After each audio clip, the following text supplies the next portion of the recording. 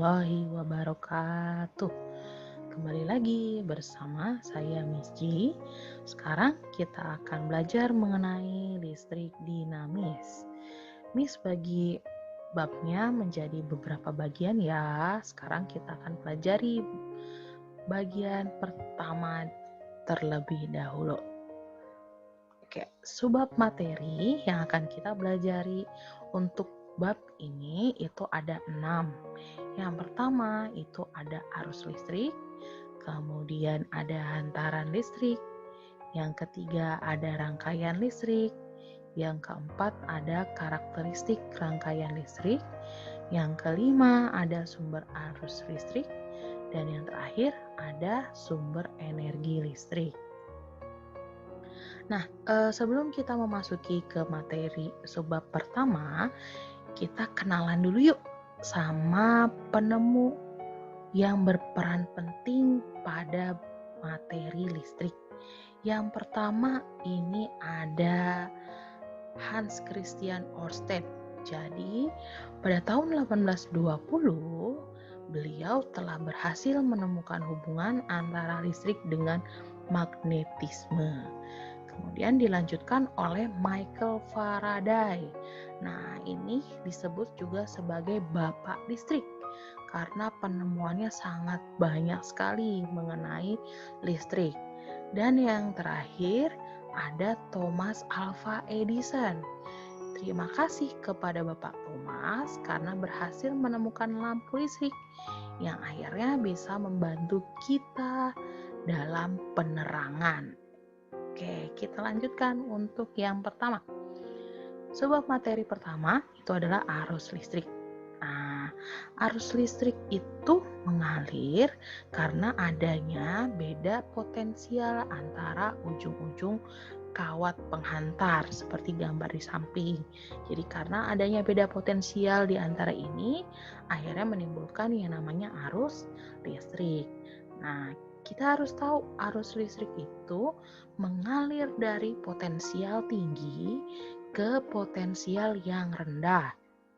Kemudian, kalau dari kutubnya sendiri nih di sini arus listrik mengalir dari kutub positif ke kutub negatif ya. Berbeda halnya dengan arus elektron atau arah elektron. Dia mengalir dari negatif ke positif. Nah, bagaimana sih cara mengukur arus listrik? Di sini ada namanya ampermeter ya. Kita bisa mengetahui berapa besarnya arus listrik yang mengalir. Oke, sekarang bagaimana caranya membaca ampermeter? Nah, tadi sudah diketahui bahwasannya ampermeter itu merupakan alat yang digunakan untuk mengukur nilai arus listrik ya. Di sini ada rumusnya. Jadi untuk membaca kita ketahui dulu bagian-bagian dari ampermeternya ya. Ada yang namanya skala maksimum, berarti batas akhirnya, dan juga ada skala yang ditunjuk. Nah, ini lihat ke jarumnya. Dan juga ada batas ukurnya. Biasanya di sini berbeda-beda untuk tiap alat ya. Di sini 0, ada 5 ampere dan ada 1 ampere. Nah, rumusnya itu adalah hasil ukur sama dengan skala yang ditunjuk, berarti kita lihat jarum, dibagi skala maksimum, berarti maksimum yang tertera pada layar ampermeter dikali batas ukur. Nah, batas ukurnya berarti di sini lihat di alatnya 0 sampai berapa ampere ya. Ini ada contohnya. Yang pertama, batas ukur maksimumnya di sini adalah 1 ampere ya di sini ya. Karena dia nyoloknya itu di sini kabelnya ada di 1 ampere. Kemudian hasil ukurnya berarti skala yang ditunjuk. Nah, kita lihat di sini skala yang ditunjukkan ternyata adalah 12. Per skala maksimumnya ini adalah 50. Dikali batas ukurnya adalah 1 ampere. Jadi hasilnya adalah 0,12 ya. Kemudian yang kedua, ada lagi batas ukur maksimumnya, kita lihat kabelnya ini ada di 5 ampere. Kemudian hasil ukurnya, skala yang ditunjuknya adalah 19 ya di sini. Kemudian batas maksimumnya tadi 50 dikali batas ukurnya 5 ampere, hasilnya 1,9 ampere. Oke.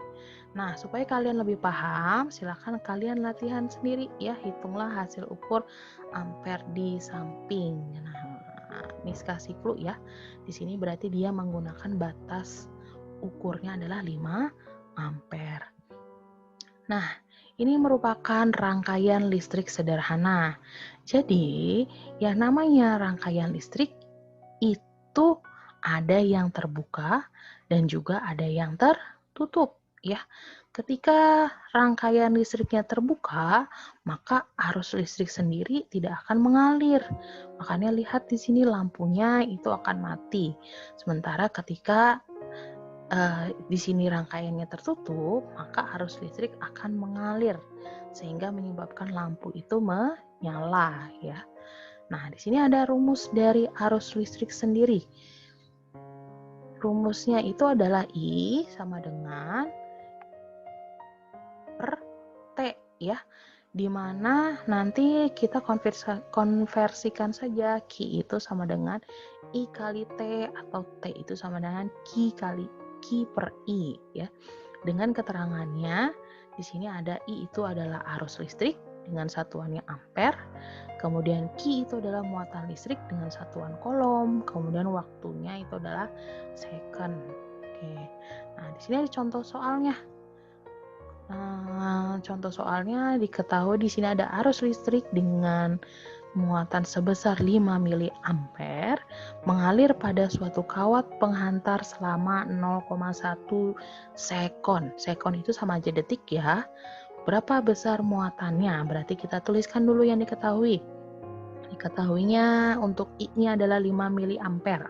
Nah, kita konversikan. Miliampere itu sama saja dengan 5 dibagi 1000. Jadi adalah 0,005 ya. Nih, yang kita bisa lihat sini. T-nya adalah 0,1 sekon atau 0,1 detik. Karena yang ditanyakan berapa besar muatan, berarti Q sama dengan I kali T. Kita masukkan angkanya 0,005 ampere dikali 0,1 detik. Maka hasilnya adalah 0,0005 coulomb. Atau kalian bisa singkat seperti ini, 5 kali 10 pangkat min 4 coulomb ya. Oke, supaya kalian bisa, kalian berlatih terlebih dahulu soal berikut. Silahkan dijawab. Selamat berlatih. Untuk bagian pertama, sekian dulu. Assalamualaikum warahmatullahi wabarakatuh.